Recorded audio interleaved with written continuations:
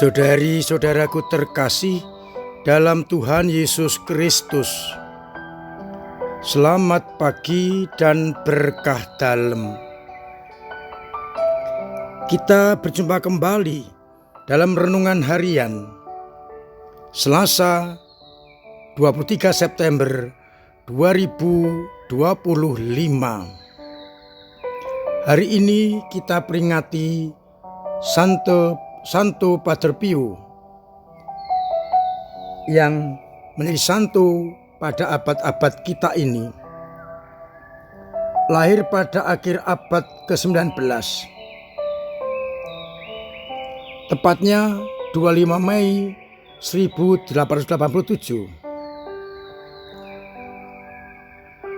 Ia mendapat banyak karunia dari Allah.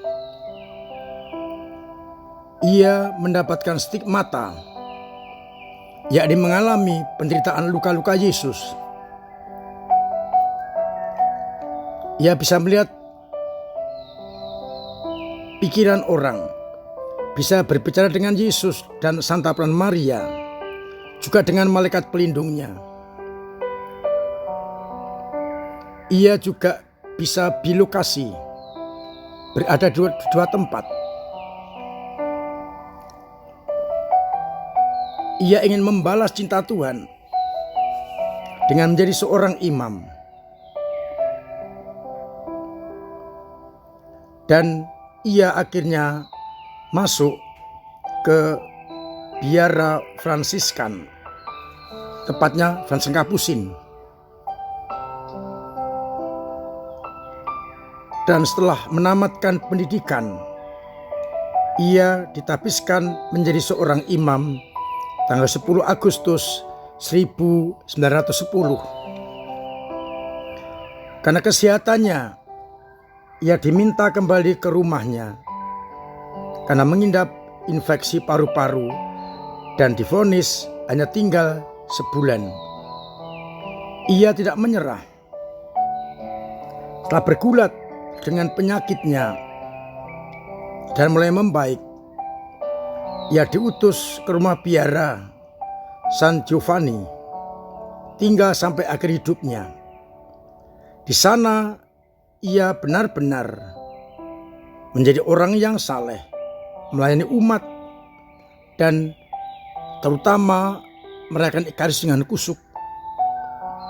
Dan ia bisa menyembuhkan banyak orang sakit, memberikan nasihat-nasihat.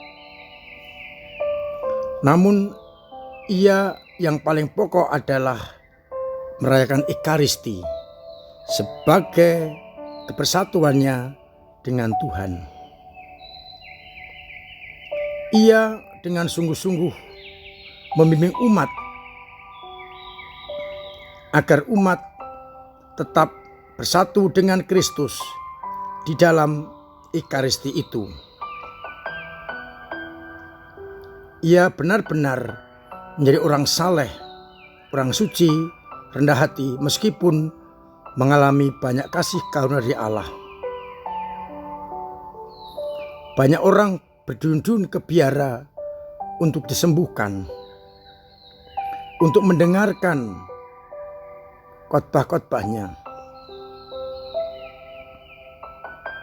Ia sehari tidur tidak lebih dari 2 jam karena ia benar-benar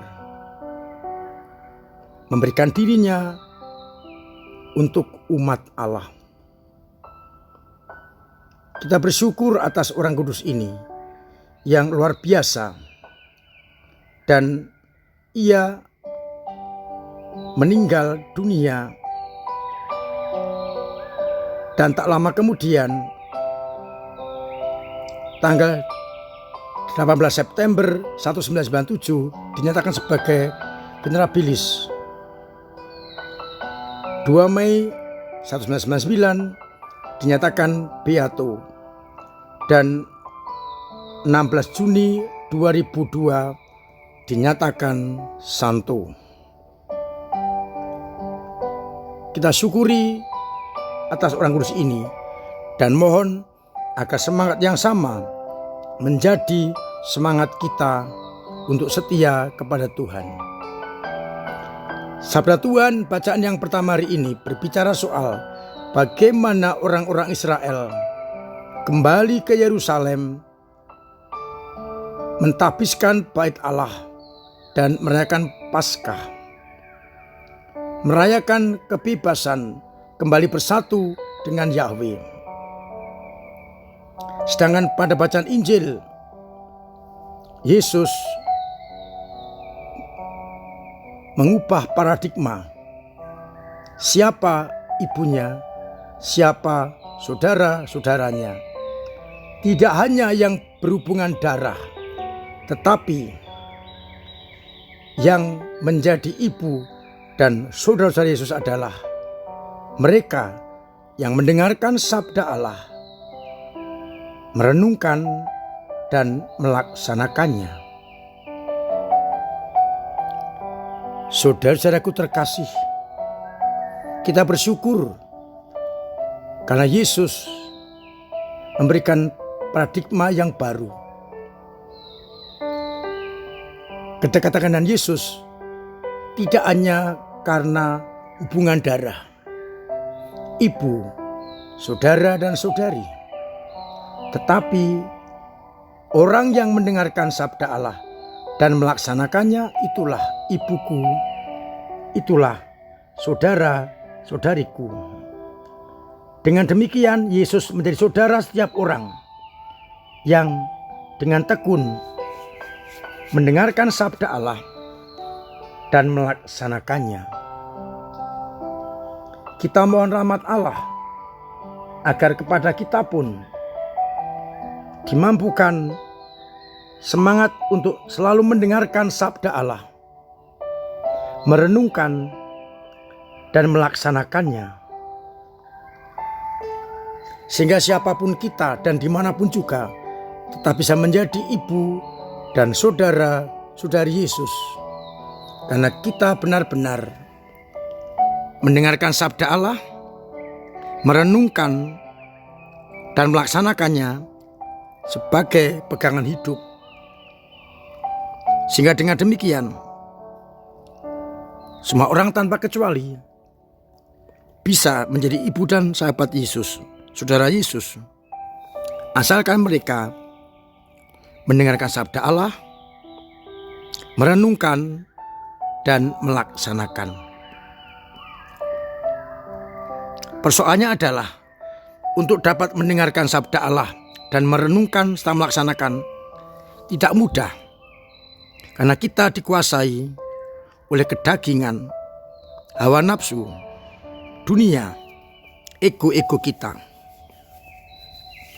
Maka tantangan terberat untuk ikut Yesus adalah menyangkal diri, meninggalkan ego, meninggalkan hawa nafsu, meninggalkan kedagingan, dan kemudian melaksanakan sabda-sabda Allah.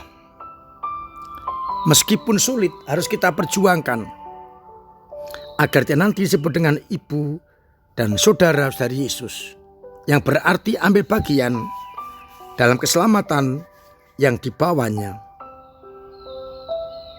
Maka mari bersama-sama kita tidak hanya mentahirkan bait Allah, tapi mentahirkan hati kita masing-masing dari ego-ego kita. Dan kita menyangkal diri dan mendengarkan sabda Allah setelah melaksanakan, agar kita layak dan pantas menjadi anak-anak Allah, di sahabat-sahabat Allah, menjadi saudara-saudari Yesus yang karena iman dan melaksanakan sabdanya boleh ambil bagian dalam karya keselamatan. Maka pertanyaan permenungan, sudahkah aku mendengarkan sabda Allah, merenungkan dan melaksanakan, sehingga kita pantas menjadi ibu dan saudara-saudari Yesus Kristus. Semoga dengan demikian kita tidak hanya menjadi pengikut Kristus karena nama, tapi karena tindakan kita mencerminkan anak, sahabat, dan ibu Yesus. Tuhan memberkati kita sekalian. Amin. Marilah kita berdoa. Bapa yang penuh kasih, kami bersyukur atas sabda-Mu dan orang kudus-Mu yang benar-benar menunjukkan kualitas sebagai saudara-saudari-Mu. Mampukan kami untuk mengalahkan dorongan-dorongan duniawi, ego-ego kami, agar kami mau mendengarkan sabda-Mu, merenungkan dan melaksanakannya, sehingga kami pantas benar-benar menjadi anak kesayangan-Mu. Kuatkan iman kami yang kadang lemah, kadang jatuh, kadang mandek, agar akhirnya kami boleh senantiasa hidup di hadapan-Mu.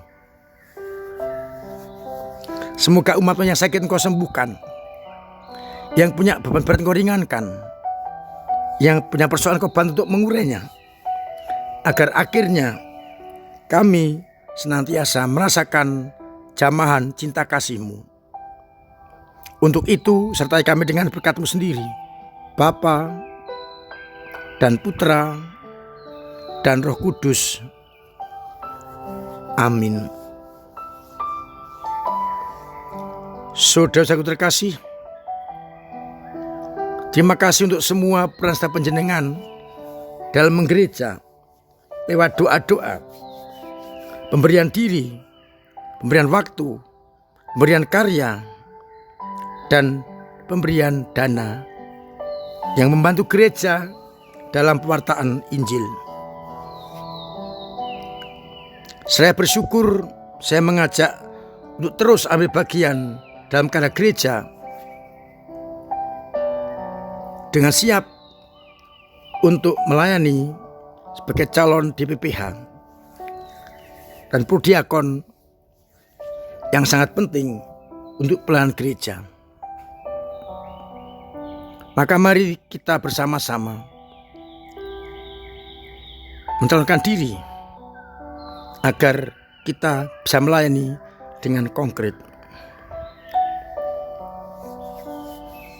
Semoga dengan usaha kita, gereja kita semakin Katolik dan semakin apostolik. Akhirnya saya mengucapkan selamat pagi, selamat merenungkan, salam sehat, Tuhan memberkati.